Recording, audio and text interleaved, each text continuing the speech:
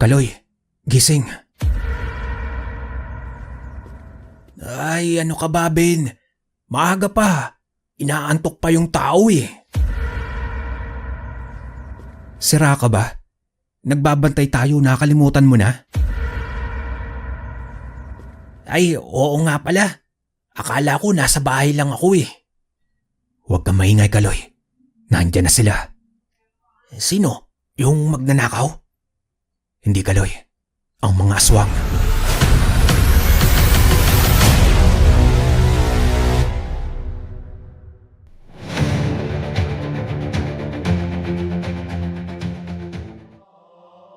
Ang kwentong mapapakinggan ninyo ay hango sa tunay na buhay. Karanasan ito ni Ben, taong 1967. Nangyari ito sa bayan ng Kabadbaran, Agusan del Norte. Nang mga panahong ito, naging kaagapay si Ben ng kanyang ama na itago natin sa pangalang Kiko sa kanilang bukirin. Nasa 1 ektarya lang naman ang kanilang lupain, subalit sapat na para buhayin silang mag-ama. Mula naman sa mga pananim at mga alagang hayop nila, ang malaking parte ng kanilang lupa ay palayan.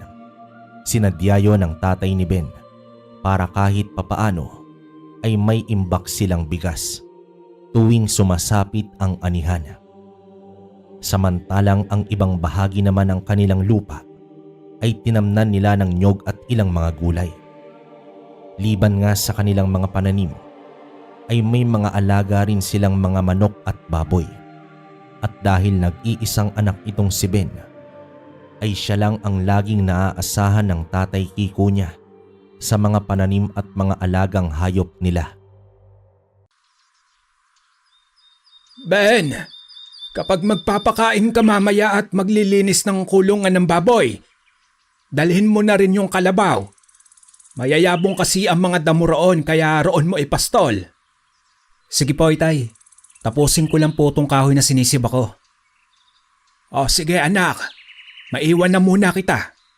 Pupunta lang muna ako sa mga kumpare ko at dadalhin ko itong tuba para sa kanila. Nakapangako kasi ako ng inuman noong nakaraan at nagsabi ako na sagot ko na ang iinumin namin. Sige po, Itay. Pero wag lang po kayong magpapakalasing ng todo po ha. Ay, ano ka ba naman anak? Kaya ko ang sarili ko. Nang makaalis na ang tatay ni Ben, ay pinagpatuloy niya ang pagsisibak ng kahoy. Dapat bago magtanghali ay mapakain niya na ang mga baboy. Pati na rin ang kalabaw nila na si Benny. Halos kasabay niya itong lumaki. Anak ito ng namatay nilang kalabaw. Nang patapos na siya, ay dumating naman ang kababata niyang si Kaloy. Uy, Ben. Tara, samahan mo ako sa may ilog. Pero bago yun, pwede ba akong makahingi ng mga bayabas ninyo? Naku, Kaloy, lumang tugtugin na yan. Hindi mo na kailangan magpaalam. Sige na, kumuha ka na. Hindi ko naman kasi kakainin, Ben. Ibebenta ko sana mamaya. Wala na kasi kaming bigas sa bahay. Naubusan kami. Bigas lang pala ang problema mo eh. Bigyan na lang kita ng kalahating sako para di mahalata ng tatay. Pero wag mo na lang sasabihin sa kanya ha. Talaga? Naku, maraming salamat Ben. Mabuti ka talagang kaibigan. Binola mo pa ako, Kaloy. Mabuti pa, samahan mo na lang ako. Maglilinis ako sa kulungan ng mga baboy at magpapakain. Dadalhin ko rin si Benny. Doon daw ipapastol sabi ni tatay. O sige ba? Teka, tulungan na kita riyan para makaalis na tayo kaagad. Tinulungan na ni Kaloy ang kaibigan para mapabilis ang trabaho nito. Nang matapos ay dumiretso na sila sa kulungan ng mga baboy. Habang hila-hila naman ni Ben ang kalabaw nila. Nasa unahan lang ng bahay nila Ben ang kulungan ng baboy. Matyaga niya itong nililinisan sa araw-araw dahil kapag ang tatay niya ang nag-alaga sa mga ito, ay bihira lang naman talaga kung malinisan dahil nauuna pa ang pakikipag-inuman nito sa mga kaibigan niya kahit tanghaling tapat.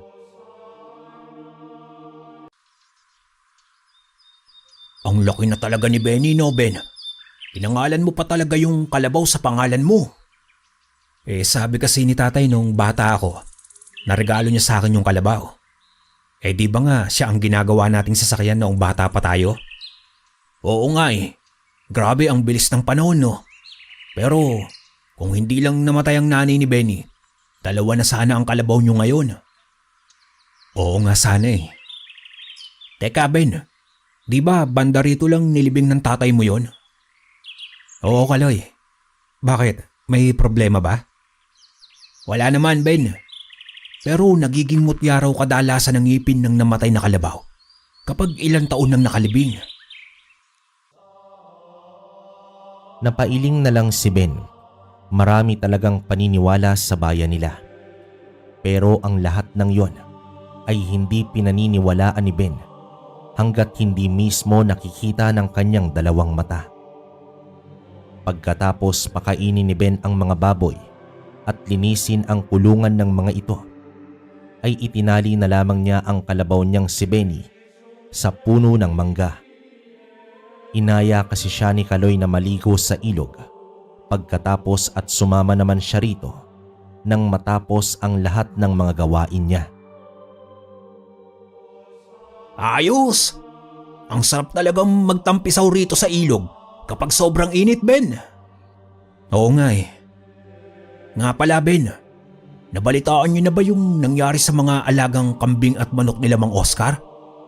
Balita ko ninakaw raw yung iba, tapos yung iba ay pinaslang lang para magmukhang nilapa ng mga mababangis na hayop. Baka nga naman talaga totoo, Kaloy. Yan ang hindi ko sigurado. Kaya bantayan mo ng maigi ang mga alaga ninyo. Baka kasi masayang yung mga alagang baboy ninyo ni Mang Kiko. Malapit pa namang ibenta na ang mga iyon. Pagkatapos maligo sa ilog, ay umuwi na sina Ben at Kaloy. Kailangan maibigay na ni Ben ang bigas sa kaibigan bago pa umuwi ang ama. Nang makaalis na si Kaloy, ay pinuntahan na ni Ben ang kalabaw nila. Magdidilim na kasi, kaya dapat na mailagay niya na si Benny sa laging pwesto nito na pinaglalagyan ng tatay niya sa kalabaw nila. Hinimas ni Ben ang kalabaw at inamusta ito. Nang aalisin na ni Ben ang tali ng kalabaw niya, biglang may lumiwanag sa likuran ng kulungan ng mga baboy nila. Hindi niya ito binigyan ng pansin noong una, pero patuloy pa rin ang pagkislap ng liwanag na yon. Iniwan na muna saglit ni Ben ang alagang kalabaw at sinunda ng liwanag na yon. Pero palapit pa lamang siya rito ay narinig niya na ang tawag ng tatay niya. Sandali lang po, Itay. Kukunin ko lang po si Benny. Bilisan mo na dyan, Ben. Kakain na tayo. Kakain? Hindi pa nga ako nakakasaing. Naku, lagot na naman ako nito. Kinuha na ni Ben ang pinastol niyang kalabaw at pagkatapos ay dinala niya na ito sa tapat ng bahay nila. Nakita niyang may dalang pagkain ang ama at sa tansya niya, sa itsura nito ay medyo nakainom na nga. Tinali na muna ni Ben ang kalabaw at pagkatapos ay umakyat na ng bahay para magmano sa tatay niya. Naghugas na rin siya agad ng kamay at kumuha ng pinggan para sa kanilang dalawa. Ang dami naman po nito, Itay. San po ba kayo galing? Doon nga sa kumpare ko. Di ba nga nagpaalam ako sa'yo kanina? Kaarawan pala ng anak niya kaya heto. May pabaon at maraming handa pala sa kanila kanina. Kung alam ko lang di sana dinala na kita. Pero alam mo ba, may salot na gumagala rito sa baryo natin. Itay, yan po ba yung mabangis na hayop daw po na dumali sa mga alaga ni Mang Oscar? Sinabi po sa akin ni Kaloy kanina eh. Oo, yun nga. Pero alam kong hindi mabangis na hayop yon, kundi aswang. Kaya yung mga alaga natin, bantayan mo ng maigi, Ben. Naging seryoso ang mukha ni Kiko habang sinasabi yon sa kanyang anak. Samantala, hindi naman mawala sa isip ni Ben yung liwanag na nakita niya sa likod ng kulungan ng mga baboy nila. Imposible kasing magkaroon ng liwanag doon. Wala namang bahay na malapit doon. Wala ring alitaptap o ilaw sa mga kulungan para panggalingan ng liwanag na yon. Habang nasa kwarto at nakaiga, nakatulog si Ben sa pag-iisip. Nang lumalim na ang tulog niya, nakarinig siya ng boses na tinatawag ang pangalan niya. Kalmado, ngunit malalim na boses ng isang lalaki. Nagising naman itong si Ben. Bumangon siya at pinakinggan ng maigi kung saan nanggagaling ang boses na yon. Dinala siya ng mga paa niya sa pagsunod sa boses na yon sa labas ng kanilang bahay. Nang makalabas siya, nakita niyang wala na sa punong pinagtalian niya si Benny, ang alaga nilang kalabaw. Hinanap niya ito at nakita niya yung naglalakad papunta kung saan naroroon ang kulungan ng mga baboy nila. Hoy, Benny! Langya kang kalabaw ka. Buti nagising pala ako. Teka, saan ka ba naman pupunta? Patuloy pa rin sa paglalakad ang kalabaw. Nang makarating na sa may kulungan ng baboy si Ben, nakita naman niya ang nagahalong dilaw at puting liwanag sa likod ng kulungan ng mga baboy. Kinakabahan man dahil madilim, subalit dahil sa labis na pagtataka ay pumunta si Ben sa likod ng kulungan. Sa pagkakatanda ni Ben, doon nila inilibing ng tatay niya ang ina ni Benny. Nang makarating si Ben doon, nakita niyang galing sa ilalim ng lupa ang nasabing liwanag. Kinuha niya ang pala na nakasandal sa gilid ng kulungan at sinimulang bungkalin ang parte ng lupa na nagliliwanag. Ano bang mayroon dito? Dito ba akong maeengkanto nito? Ay, bahala na nga. Ipinagpatuloy ni Ben ang pagbubungkal hanggang sa tumambad sa kanya ang kalansay ng dati nilang kalabaw. Ulo agad nito ang bumungad at doon nagmumula ang liwanag na nakikita ni Ben. Nagmula yon sa isa sa mga pangil ng kalansay ng kalabaw nila. Kinuha naman ito ni Ben. Ilang sandali rin bago kumalma ang liwanag nito. Namangha naman itong si Ben nang makitang ginto pala. Sa laki ng gintong pangil na yon ay tiyak na malaking pera kapag binenta nila ito. Pero nagtataka si Ben kung papaanong naging ginto ang pangil ng kalabaw na nilibing nila. Nilagay ito ni Ben sa kwintas niya na parang lambat. Inalis niya ang lamang pinatuyong kahoy sa loob nito at ipinalit ang gintong pangil ng kalabaw na nakuha niya. Biglang nag-iba ang pakiramdam ni Ben nang maisuot niya na bilang kwintas ang gintong pangil ng kalabaw. Parang gumaan at lumakas ang pakiramdam niya. Pati ang pandama niya ay tumalas din. Biglang umingay ang mga alagang baboy nila Ben at naramdaman niyang hindi siya nag-iisa sa paligid. Tiningnan niya ang mga alagang baboy at may nakita siyang kulay itim na baboy na nahalo sa mga ito.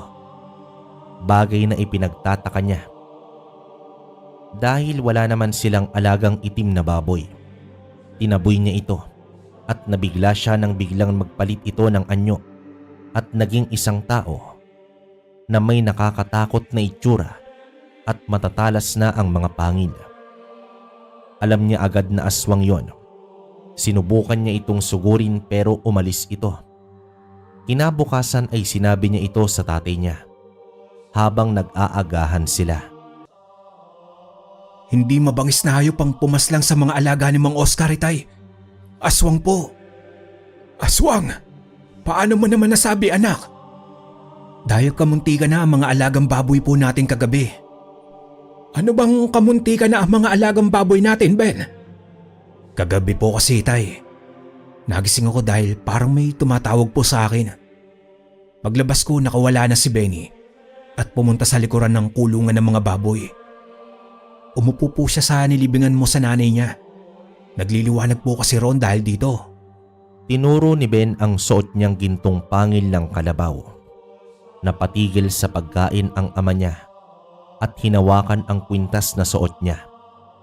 Sinabi niya rin yung naging pakiramdam niya nang maisuot niya yon at naging presensya ng aswang sa kulungan ng mga alaga nila. Hindi naman makapaniwala si Kiko na darating pala talaga ang araw na magiging katulad ng kanyang namayapang ama. Lolo ni Ben ang anak niya. Isang dating antingero ang lolo ni Ben. Ayaw ni Kiko na sumunod sa yapak nito dahil alam niya ang kapalit sa pagpasok sa larangang ito. Nakaiwas man siya pero hindi ang anak niya. Ang kalikasan at ang may likha na ang pumili sa anak niya. Isang mutya ang hawak mo, Ben. Kusa mong tataglayin ang lakas at kabal dahil sa bagay na iyan. Kaya't gamitin mo sa mabuti. Sinabi mong may tumawag sa'yo. Ginaya ka para makuha yan. Maaaring yun ang gabay ng mutya na yan. Kaya't ingatan mo at gamitin sa mabuti. Mutya po? Teka, Itay. Paano ko naman po ito gagamitin? Gamitin mo yan para pumaslang ng mga aswang at mga masasamang elemento. Lahat na taliwas sa kabutihan. Bilang ama, ginabayan ni Kiko ang anak kung papaano gagamitin yon sa pamamagitan ng mga aral na nasa mga nakatagong kagamitan ng lolo ni Ben. Tinuruan din ni Kiko ang anak ng tamang pakikipaglaban, hindi lang sa paraan ng pakikipagbasag ulo. Nang sumunod na gabi, maingat na binantayan ni Ben ang mga alagang baboy nila. At kung nakaraan ay isa lang, ngayon ang marami na. Sa bilang niya ay nasa 5 ito. Nagsimula nang umingay ang mga alagang hayop nila. At nang makita niyang pumasok na ang mga ito sa kulungan, ay sinita niya ang mga ito. Hoy, mga pangit na aswang! Hindi pa nga kami nakakabawi ni tatay sa mga yan. Pagpipiesta nyo na. Kayo ang kakatayin ko ngayong gabi. Isa-isang sumugod ang mga ito kay Ben at sa kanyang pagtataka, kakaiba ang bilis at liksi niya. Sinalubong niya ng suntok ang unang aswang na umatake sa kanya. Tumilapon ito, ngunit bumangon pa rin, pero nanghihina na.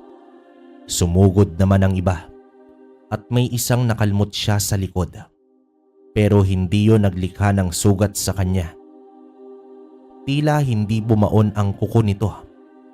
Isang malakas na suntok ang binitawan ni Ben sa mukha ng nilalang, na sa sobrang lakas ay humiwalay ang ulo nito sa katawan. Dahilan para lumiyab ang katawan nito at tuluyang maging abo. Ayos ah, ang lakas ko. Ngayon humanda kayo. Uubusin ko kayo. Nagsalubong ang atake ng aswang at ni Ben. Umangil sa galit ang mga ito. Hindi naman kasi ganoon kalaki ang pangangatawan ni Ben. Pero dahil sanay sa trabaho sa bukid, ay maganda rin talaga ang pangangatawan nito. At natural na yung malakas. Mas tumindi nga lang ng taglayin niya na ang gintong pangil ng kalabaw. Walang kahirap-hirap para kay Ben na labanan ang mga nilalang na yon. At sa gabing yon, 5 aswang agad ang napaslang niya. 5 aswang po ang napatay ko kagabi, Itay. Gusto pang bawasan ng mga baboy natin eh. Gusto pa po yatang malugi tayo eh. Kaya yun, inubos ko na po sila kagabi. Mag-iikot na rin po ako sa baryo natin paggabi na. Baka yung iba kasi sa kanila ay na may merwisyo na rin sa iba. Mag-iingat ka lang, Ben. Hindi mga tao ang kalaban mo. Yung mga ibang pangontra na sinabi ko sa'yo na turo ng lolo mo, huwag mong kakalimutan. Kahit yung ibang gamit niyang panlaban sa aswang at mga masasamang elemento, Pwede mong gamitin kung kinakailangan. Matanda na ako kaya't hindi na kita masasamahan. Itay, sino ba naman pong may sabi na isasama ko kayo? Pero gamitin niyo rin po ang iba sa mga iyon kapag wala ako rito. Sasama ko si Kaloy sa pag-iikot po. Huwag mo nang isama yon at baka mapahamak pa ang kaibigan mo at baka hindi rin payagan ng mga magulang niya iyon. Ako na pong bahala roon, Itay. Pinuntahan nga ni Ben ang kaibigan niya. Akala niya rin talaga ay tatanggi ito pero hindi. Pumayag itong sumama sa kanya at bahala na raw siyang magdaylan kung sakali. Nang araw ring yon, nag-ikot muna sila Ben sa kanilang baryo. Inalam nila kung sino sa mga kabaryo nila ang may alaga pang hayop at unang nadaanan nila ang bahay ng matandang si Oscar. Bumili pala ito ng mga bagong alagang hayop kahit na di pa nila natutukoy kung ano ang lumapas sa mga alaga niya. Nagpresenta sina Ben na bantayan ang mga alaga nito at kapag nahuli nila kung ano o sino ang may gawa, isang inahing manok lang ang hihingiin nilang kapalit ni Kaloy at pumayag naman ang matanda sa alok ng 2. Ano ka ba, Ben? Bakit isang manok lang? Di mo pa talaga ginawang 2. Kapag may inahin, dapat may tandang. Paano dadami yun? Kaloy, hindi naman tayo magpaparami ng manok eh. Sasabawan lang natin loko. Ang sarap kayang humigop ng sabaw ng manok kapag galing sa bakbakan. Bakbakan? Bakit? May gugulpihin ka ba? Sabi mo mag-iikot lang tayo sa baryo para malaman kung ano ang dumadali sa mga alagaan ng mga taga rito. Pero kay Mang Oscar pa lang naman ang nasasagap ko. Ewan ko lang sa ibang pamilya.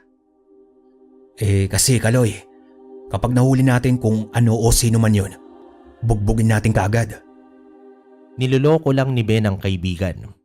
Hindi niya talaga kasi sinabi rito na aswang ang makakaharap nila. Dahil tiyak na hindi ito sasama sa kanya dahil sobrang napakaduwag nito. Pero hindi magsasama ng kaibigan si Ben kapag alam niyang mapapahamak ito. May dala siyang mga pangontra at sandata para naman kay Kaloy. Hapon pa lang ay tumambay na ang 2 sa labas ng bahay ng matanda. Doon na rin sila pinakain ito. Nakasandal sa ilalim ng puno ng santol ang 2 habang nakatanaw sa mga nakapastol na mga kambing. Napansin naman ni Kaloy ang kwintas na suot nitong si Ben. Teka, totoong ginto ba yung kwintas na suot mo, Ben? Oo, Kaloy. Nakita ko sa likod ng kulungan ng mga alagang baboy namin. Sa may kulungan ng baboy? Aba, baka mayroon pa roon. Pwede ba akong maghanap din? Pangil ng kalabaw ito at hindi ito pangkaraniwan. Berto dito, sabi ni tatay. Pero Ben, totoong ngipin ba talaga ng kalabaw yan? Oo nga, yung sananing ni Benny. Pero isa lang ito. Baka namang talagang hindi mutya yan. Pero ginto talaga oh. Siguro dahil hindi nagsisipilyo ang kalabaw, kaya naging ginto yung ngipin sa sobrang pagkadilaw. Puro ka talaga kalokohan, Kaloy. Matyaga naman silang nag-abang. Doon sila pumwesto sa hindi agad makikita kapag sumapit na ang dilim.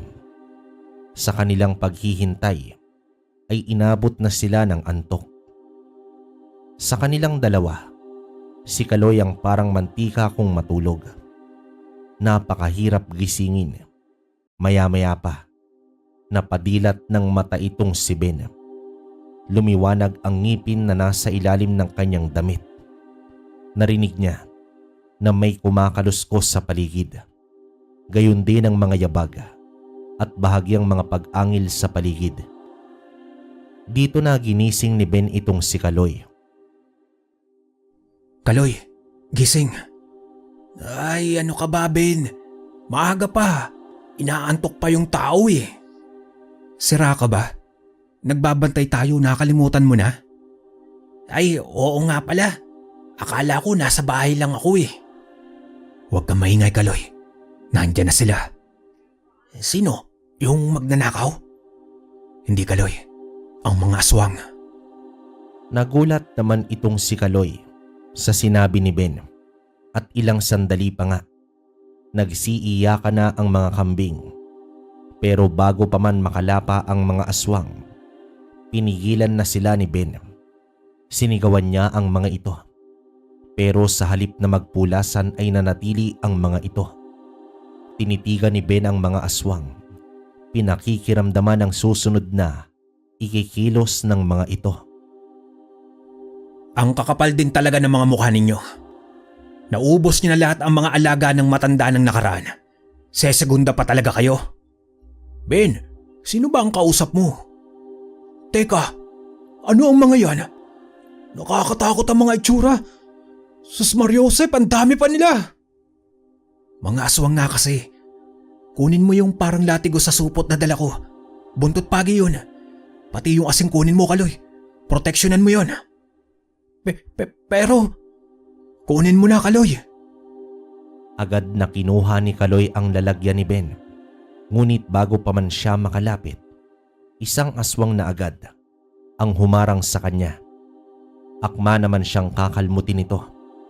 Pero mabilis na nahawakan ni Ben ang braso ng aswang at malakas na ibinalibag ito. Malakas na ugong ang ginawa ng pagbagsak ng nilalang na yon. Natulala naman at nagulat si Kaloy sa kakaibang lakas ng kaibigan niya. Ang tindi mo, Ben. Ang lakas mo. Sige na, Kaloy. Kunin mo na ang sinabi ko para may pananggalang ka sa sarili mo. Isaboy mo sa aswang na lalapit sa iyo yung asin at yung buntot pagi naman ihampas mo. Agad na sinunod ni Kaloy ang utos ng kaibigan at sinamahan nitong kaharapin ang mga aswang na noon ay tanging mga namumulang mga mata lamang ang lumiliwanag sa kadiliman ng gabi. Maigi na lamang din ay humawi ang ulap sa kalangitan at nagbigay ng liwanag ang buwan sa kanila. Doon mas naging malinaw kina Ben at Kaloy ang itsura ng mga nilalang na yon. Nagngangalit ang mga pangil nito habang umaagos sa kanilang bibig ang malalapot nilang laway. Mukhang tayo na yata ang gustong hapunan ng mga ito, Ben. Naglalaway na eh. Papayag ka ba? Kasi ako hindi. Siyempre, hindi rin. Loko ka talaga, Ben. Hindi mo naman ako tinimbrihan ng mga aswang pala ang haharapin natin. Eh di kung ginawa ko yun, hindi mo ako sasamahan. Nasa kalagitnaan sila ng kanilang pag-uusap nang sumugod ng sabay ang mga aswang. Sa sobrang gulat naman ni Kaloy ay napasigaw ito. Dahilan para magbukas ng ilaw ang may-ari ng mga kambing na si Oscar. Sumigaw si Ben at sinabihan sila na wag lumabas ng bahay kahit anong mangyari at patayin ang mga ilaw. Natahimik naman itong si Kaloy. Sinalubong naman ni Ben ang mga sumugod na aswang sa kanya. Isang malakas na suntok ang tumama sa panga ng aswang na sumentro sa kanya. Kinalmot siya ng ibang kasamahan nito. Ngunit gaya ng dati, hindi natablan si Ben ng mga matatalas nitong mga kuko. May isang hindi niya napansin at nasipa siya mula sa tagiliran. Tumilapo naman siya at sa lakas ng sipang yon ay napasuka ng dugo itong si Ben. Ben, ayos ka lang ba? Huwag kang mag-alala. Ayos lang ako, Kaloy. Pinagtulungan ng karamihan sa mga ito si Ben. Ngunit nasasalag niya ang mga suntok at pagkalmot ng mga ito. Nagagawa niyang tapatan ang lakas ng mga ito. Si Kaloy naman, naubos na sa kakasaboy sa mga aswang na lumalapit sa kanya. Ang asin na hawak niya nang wala na ay bastawi na siwas na lamang niya ng malakas ang buntot pagi na nasa kabilang kamay niya. Natsambahan naman niyang matamaan ang ilan sa mga ito, dahilan para magliyab ang katawan ng mga aswang. Na natatamaan niya hanggang sa tuluyang maging abo ang mga ito. At dito na nagtalikuran ang dalawa para tapusin ang ilang natitira pa. Ubusin natin tong mga to ngayong gabi, Kaloy. Abay, dapat lang. Sayang yung sinabawang manok natin kung hindi. Walang takot na pinaghahampas ni Kaloy ang mga aswang gamit ang buntot pagi. Habang si Ben naman, isa-isang pinipihit at binabalibag ang iba ng sobrang lakas. Ang ilan naman ay hinahawakan ni Ben sa braso at pinaiikot ng sobrang bilis at binabato sa katawan ng mga puno, dahilan para agad na bawian ng buhay ang mga ito. Naubos nila Ben ang mga aswang ng gabing yon. Nakita naman mula sa bintana nila Oscar ang naging labanan nila. Labis na natuwa ito sa ginawa nila Ben, pero nagbigay rin ng takot dahil sa kaalamang may mga umaaligid na aswang sa baryo nila. Tuwang-tuwa naman si Kaloy dahil 2 manok ang binigay ng matanda sa kanila ni Ben. Pero sa halip na makihati rito si Ben, ay binigay niya lang ito sa kaibigan niya. Grabe, Ben. Sa tanang buhay ko, hindi ko talaga akalain na totoo ang mga aswang na yan. Pero mas hindi ako makapaniwala na sobrang lakas mo. Paano nangyari yun? Tsaka ganun na ba kakapal ang balat mo para hindi man lang matablan ng mga kuko nila? Dahil ito sa mutya ng gintong pangil ng kalabaw, Kaloy. Sabi ni tatay, ako raw ang napili ng gabay nito. Kaso nga lang, may kasamang panganib din ang pagkakaroon nito. Pero Ben, sabi ng ibang matatanda sa baryo natin, pampaswerte rin sa kabuhayan ng ilan sa mga ganyan. Kapag yumaman ka, pahiramin mo ko niyan o balatuhan mo na lang ako. Loko ka talaga, Kaloy. Kung ano-ano na lang naiisip mo. Ang yaman ng tao ay nakadepende sa sipag at tiyaga. Tapos samahan pa ng swerte. Kung sa bagay ay may punto rin naman ang sinasabi mo, Ben. O siya, ayaw mo ba talagang gawing nilaga ang mga yan? Akala ko ba gusto mo ng sabaw ng manok? Nagbago na ang isip ko eh. Pararamihin ko na lang muna. Masayang nagsiuwian sina Ben at Kaloy sa kanilang mga tahanan. Napuno naman ng galak ang puso ni Ben dahil nakatulong siya sa kapwa niya. Subalit sa kabilang banda ay naroon din ang takot, pag-aalala na baka kalaunan hindi na lang ang mga alagang hayop sa baryo ang puntiryahe ng mga aswang. Pero ngayon, alam niya na ang mga posibleng kalaban mula nang taglay niya ang gintong pangil ng kalabaw. Mas lalo niyang ginustong pagbutihin pa ang biyayang pinagkaloob sa kanya. Liban sa lakas na walang katulad na binibigay ng nasabing bertud sa kanya, nagbigay rin ito ng sunod-sunod na biyaya sa kanila ng tatay Kiko niya. Maganda ang mga ani natin ngayon, Ben. At may nakaantabay na agad na bibili sa mga baboy natin sa magandang presyo pa. Wala ka bang gusto para sa sarili mo, anak? Di na po, Itay. Ayos lang po ako. Sapat na po sa akin na may makakain tayo sa mesa. Kapag may kailangan naman po ako, sasabihin ko po kagad sa'yo. Basta kapag may kailangan ka, etong pera itabi mo na lang. Dadagdagan ko pa yan sa susunod na araw. Huwag na po kayong mag-abala, Itay. Ayos lang po talaga ako. Ben, anak, tanggapin mo na. Niligtas mo nga ang mga alaga natin ng nakaraan. At nabalitaan ko pa na ganun din ang ginawa mo sa mga bagong bili ng mga kambing ni paring Oscar. Pero anak, ingatan mo ang sarili mo. Hindi mo pa lubusang alam ang mga kayang gawin ng ibang uri nila. Huwag po kayong mag-alala, Itay. Inaaral at binabasa ko naman ang mga lumang libreta ng lolo para magkaroon po ako ng ideya patungkol sa kanila. Eh siya nga pala, anak. Pumunta ka sa bayan pagkatapos nito. Paubos na ang mga pagkain ng mga baboy natin. At tanungin mo na rin yung sina Greg kung kailan nila kukunin yung mga bibilhing baboy at ilan. Para alam ko kung ilan ang itatabi para sa kanila. Dahil ang iba ay ibebenta ko na sa iba. Sige po, Itay. Bago naman magtanghali ay gumayak na si Ben at habang naglalakad patungong sakayan ay tinawag siya ng isang hindi pamilyar na matandang lalaki. Dahil wala naman siyang napansing kakaiba rito, ay magalang niya itong nilapitan. Nagpakilala ang matanda na si Gaspar. Bago lang di umano siya sa lugar at merong di umano siyang napapansing umaaligid sa bahay niya tuwing gabi at nag-iingay raw ang mga alaga rin itong mga hayop. Nawalan na rin daw umano siya ng iilang alagang manok. Nalaman ko kasi ang ginawa mo sa isang taga rito. Mga aswang na inakala nilang mga mababangis na hayop pala ang umaatake sa mga alaga nila.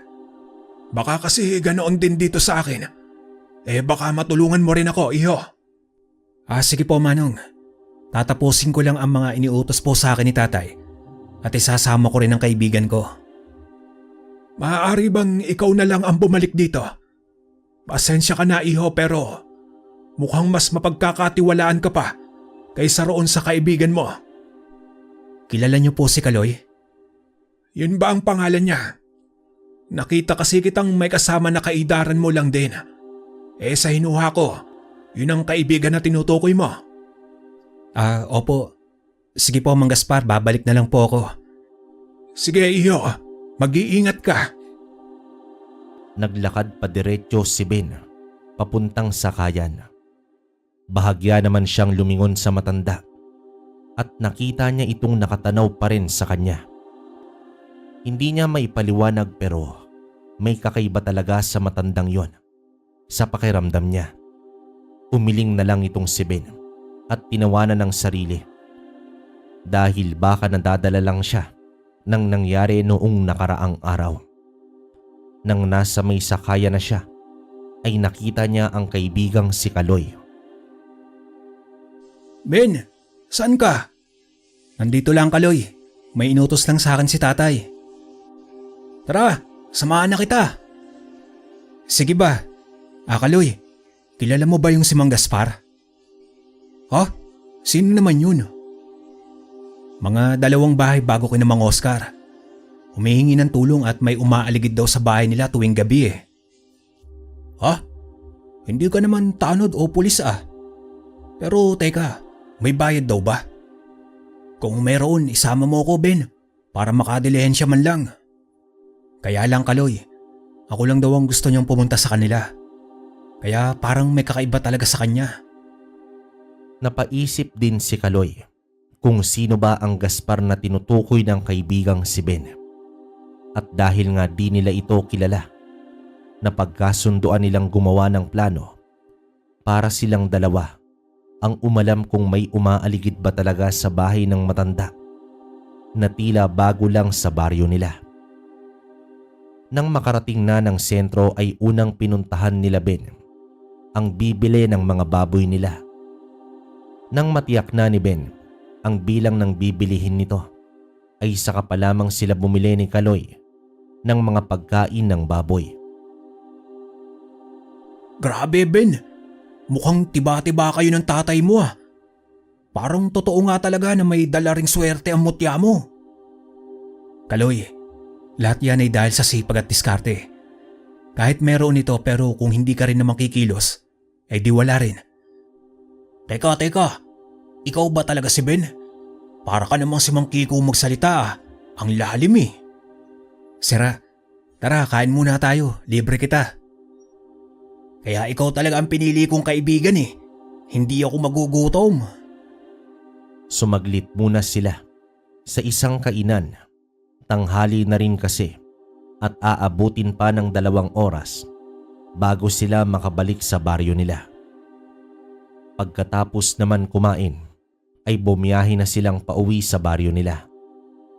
Sinamahan na ni Kaloy si Ben hanggang sa bahay nito para tulungang magbaba ng mga sako ng pakain para sa mga alaga nilang baboy. Kaloy, sumama ka pala kay Ben. Maigi naman kung ganoon. Huwag kang didikit sa ibang mga kabataan dito sa atin na puro kalokohan lang ang alam. Dito ka dapat sumama kay Ben para mahawaan ka ng kasipagan. para di ka na lang laging pinapagalitan ng nanay mo. Kaya nga po eh. Mang Kiko, baka naman may ibibigay kayong trabaho sa akin para lagi ko na rin kasama si Ben tapos kumikita pa po ako. Yun lang ba? O sige, walang problema. Tulungan mo lang kami ni Ben sa bukid at sa mga alagang hayop namin. Sagot ko na ang isang sakong bigas sa pamilya mo at may sahod ka pa sa akin. Ayos na ba yun sa iyo, Kaloy? Talaga po? Sa wakas, mapapatahimik ko na rin po si nanay saka sasabi sa akin na wala akong silbi. Natawa na lang ang mag-ama sa sinabi nitong si Kaloy. Nang malagay na nila sa bodega ang mga nabili nilang sako-sakong pakain, ay tumambay na muna itong si Kaloy sa bahay nila Ben. Gumawa kasi ng suman at puto na kamoting kahoy itong si Kiko at inimbita muna nilang magmerienda itong si Kaloy. Habang nagmemerienda naman, naalalang itinanong ni Ben sa kanyang ama ang matandang nakilala niya. Tay, kilala niyo po ba yung kapitbahay nila Mang Oscar na si Mang Gaspar? Gaspar baka mo? Hindi anak. Sino ba yan at bakit mo naman naitanong? Kasi po nang papunta ako ng sakayan kanina, tinawag niya po ako. Humihingi po ng tulong ng gaya sa ginawa ko kina Mang Oscar. Di tulungan mo. Ano ba ang problema roon? Gusto niya daw po na ako lang daw mag-isa at huwag daw isama si Kaloy dahil wala raw siyang tiwala rito. Grabe namang matanda yan, Ben. Kung makahusga naman akala mo kilala ko. Hindi ba talaga ako mapagkakatiwalaan, Mang Kiko? Kung sa mukha hindi talaga, Kaloy. Mang Kiko naman eh. Pero itay, Kaloy, may kakaiba talaga sa matandang yun eh. At yun ang aalamin ko. Pinagplanuhan nila Ben ang pagpunta sa bahay ng matandang si Gaspar. Mauuna si Ben doon at magpapanggap si Kaloy na napadaan sa kasya tatawagin ni Ben nang sa ganon ay pasamahin na siya ng kaibigan na magbantay kasama niya. Binalaan din ni Kiko ang anak na huwag magpakampante, lalo na at hindi nila lubusang kilala ang matandang yon. Pagkatapos ng hapunan, naghanda na sila Ben at Kaloy sa kanilang mga dadalhin. Gaya ng dati, may sandata para kay Kaloy at asin na may bawang pangsaboy sa mga aswang. At gaya ng nasa plano, nauna si Ben sa bahay ni Gaspar. Magandang gabi po, Mang Gaspar. Oy Ben, buti nandito ka na. Akala ko ay hindi ka natutuloy. Salamat naman at pinaunlakan mo ako. Kapag alam ko naman po na kailangan, bakit naman po ako tatanggi? Pero teka po, ikaw lang po bang mag-isa rito, Mang Gaspar? Oo. Pero may mga bisita akong darating mamaya. May hatid na kilabot ang kakaibang tingin at ngiti ng matanda kay Ben. Ginala ni Ben ang paningin sa paligid ng bahay ng matanda. Napadapo ang mata niya sa maliit na siwang dingding ng bahay nito. Parang may kakaiba sa loob. Gusto pa sana niyang tingnan ng maigi ngunit inagaw na ng matandang si Gaspar ang atensyon niya at dinala na siya nito sa likuran ng bahay. Doon ay may maliit na silungan. May upuan din. Sakto para paglagian ni Ben para mag-obserba sa paligid. Ngunit papunta pa lamang sila roon ay narinig na ni Ben ang boses ni Kaloy. Ben, anong ginagawa mo riyan? Hoy, Kaloy, halika, samahan mo ako. Ben, hindi ba sinabi ko na ikaw lang ang magbantay ngayong gabi? Nakakabagot po kasi talagang mag-isa eh. Pero mabait po yung kaibigan ko, Mang Gaspar. Mukha lang po talagang tulisan. Grabe ka naman sa akin, Ben. Kahit anong pilit ng matandang si Gaspar ay wala na rin siyang nagawa. Agad na inakbayan naman ni Kaloy ang kaibigang si Ben papunta sa maliit na kubong magiging tambayan nila ng gabing yon. Napansin ni Ben na nag-iba ang timpla ng muka ng matanda nang dumating itong si Kaloy. Nakasunod pa rin ito ng tingin sa kanila hanggang sa makarating na sila sa sisilungan nila. Hindi nila parehas na pinahalata na may pagdududa sila sa matanda. Nagkunwari ang dalawa na nagkakatuwaan habang nag-uusap, pero ang totoo, pinakikiramdaman lang talaga nila ang matanda, gayon din ang paligid nila. Sa haba ng usapan at kulitan nila Ben at Kaloy, napansin nilang may 2 lang na kambing at 3 itim na barakong baboy ang matanda na nakatali lang sa likod bahay. Tahimik lang ang mga ito. Iba sa kadalasang ugali ng mga hayop na nakasanayan nila na lumilikha ng konting ingay. Hindi nila ito binigyang pansin hanggang sa parehas silang nakaramdam ng antok na dalawa. At gaya ng kadalasan, nagigising si Ben kapag may kakaiba sa paligid niya.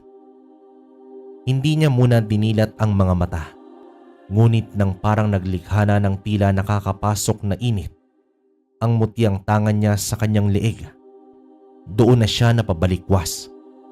Saktong pagdilat niya, bumungad sa kanya ang muka ng aswang na akmang sasakmali na siya. Napasigaw naman siya dahilan para magising din itong si Kaloy, na sa sobrang pagkagulat pa ay natumba patalikod at nahulog mula sa kinauupuan niya. Susuntukin sana ni Ben ang nilalang, pero mabilis itong nakaiwas sa kanya. Hindi talaga kayo maubos-ubos. Kaloy, ihanda mo ang sarili mo at uubusin natin sila ngayong gabi. Oo Ben. Teka lang. Agad namang inilabas ni Kaloy ang mga gagamitin niya para tulungan itong si Ben. Akmang susuntukin naman ni Ben ang nilalang, ngunit mabilis itong nawala sa paningin niya. Ngunit ng mga sandaling yon, isa lang ang nakapagtataka. Iisang aswang lang ang humarap sa kanila. Napalunok ng laway itong si Kaloy nang dumikit kay Ben. Inihanda na agad ni Ben ang sarili sa posibleng pag-atake ng nilalang sa kanya. Ngunit bago pa siya makaposisyon, sumugod na ang nilalang at nasuntok nito sa sikmura itong si Ben. Napasuka ng dugo ang binata. Nasira ang pundasyon ng sinilungan nila, dahilan para makaramdam ng matinding sakit ng katawan itong si Ben. Masyado kang pabida, bata. Imbes na mga alaga lang naman sana ng mga taga rito ang gusto namin ng mga kalahi ko. Pero pinapakialaman mo pa. Sino ka ba? Bumalik naman sa anyo bilang tao ang nilalang at dito nila nakumpirma na ang matandang si Gaspar pala ito. Nanginginig na isinaboy ni Kaloy ang asin na may bawang na dala niya, pero naiwasan ito ng matanda na bumalik sa pagiging aswang. Ang kanina'y mga alagang hayop na nakapastol sa likod ng bahay ay unti-unting nagpalit anyo, kagaya ni Gaspar. Nanlaki naman ang mga mata ni Kaloy dahil sa gulat at matinding takot. Gumuhit naman sa mukha ni Ben ang galit nang makumpirma nga niya ang kakaibang pakiramdam sa matanda. Sinasabi ko na nga ba, may mali talaga sa iyong matanda ka. Umalis kayo sa baryo namin. Dahil kung hindi, titiyakin kong uubusin ko ang lahi nyo. Pinapatawa mo ako, iyo. Hilaw ka pa. Marami ka pang aral at orasyong kakainin bago mo magawa yon. Mga kasama, sugurin sila. Sabay na umatake sa 2 binatilyo ang 5 aswang na kanina ay nasa anyo pa lang ng mga baboy at kambing. Imbis naman na pairalin ni Kaloy ang takot sa kanyang sarili, ay nilakasan niya ang loob niya na hampasin ang mga ito ng hawak niyang buntot pagi. Napuruhan at napaslang niya ang 2, kaya't pinaubaya niya na sa kaibigang si Ben ang matandang aswang na si Gaspar. Pansin niya kasing masigit itong malakas kesa sa mga umatake sa kanya. Pero hindi siya hinayaan ni Ben. Malalakas na suntok ang pinakawalan ni Ben sa mga ito, na sa sobrang lakas ay halos tumagos na ang kamao niya sa mga katawan nito. Kapag nakikita ni Kaloy na mahina na ang kalaban, ay sa kanya ito segundang hinahataw ng buntot pagi. Agad na nagliliyab ang mga ito at nagiging abo nang maubos na ang mga kasama ni Gaspar. Tsaka naman mag-isang hinarap ni Ben itong si Gaspar. Ngayon, tayo ang magtutuos, matandang aswang. Sige lang, Ben. Papaniwalain mo pa ang sarili mo na makakaya mong talunin ang isang kagaya ko. May ibang ibinubulong sa hangin ang matandang aswang. Subalit habang ginagawa niya yon, ay nagliliwanag ang mutyang nasa liig ni Ben. Hindi naman basta na lang tumayo itong si Ben at hintayin ang susunod na gagawin ng matanda. Sinugod niya ang matanda at sinuntok ng malakas ang sikmura nito. Matutumba na sana itong si Gaspar, ngunit sinundan ulit ni Ben nang mas malakas pa na suntok ang muka nito. Sa lakas ng ataking yon, pumihit patalikod ang ulo ni Gaspar bago naman ito bumagsak. Dali-dali namang tumakbo, palapit si Kaloy at sunod-sunod na hinataw ng buntot pagi ang matanda. Inagaw naman ito ni Ben at siya na ang humataw. Sa ulo niya ito pinuntirya, dahilan para humiwalay ang ulo ni Gaspar sa kanyang katawan. Agad na nagliyab at natupok ang katawan ng matandang aswang. Ang dami pa niyang seremonyas, tapos ganun-ganun lang din pala siya mamamatay. Iba ka talaga, Ben. Di mo man lang pinatagal kahit isang oras para libre na akong nanonood na parang sine. Sira ka talaga, Kaloy. Kapag masama lalo na't aswang, tapusin na agad hanggat kaya. Paano kung sumugod sa'yo yon, tapos kinain ka? Di iinom na lang ako ng kape sa burol mo. Sabi ko nga, tama lang talaga ang ginawa mo, Ben. Walang naiwang bakas sa lugar na yon. Umalis na agad sina Ben at umuwi na sa kanilang mga bahay. Mula ng gabing yon, wala nang narinig sina Ben na may mga kabaryo na naman nila ang nalalagasan ng mga alagang hayop nila. At yun ay dahil kay Ben, ang binatang magsasaka na may tangan ng gintong pangil ng kalabaw. Wakas. Okay, so para sa akin mga kabaryo, medyo bitin lang yung kwento natin ngayon. Kasi parang umikot lang dun kay Gaspar, pero the rest maganda naman, no? Medyo may halong katatawanan, lalo na tong si Kaloy saka si Ben. Yun nga lang, sana mas kumbaga na-discuss pa yung buong pangyayari patungkol dun sa gintong pangil, no? Kasi feeling ko parang unang experience to ni Ben. Feeling ko marami pang sumunod. Pero wala tayong magagawa, medyo luma na rin to. 1967 yung kwento natin. Kayo, kung may opinion kayo sa kwento natin, comment nyo sa baba para mabasa namin. Hanggang dito na lang muna. Maraming salamat.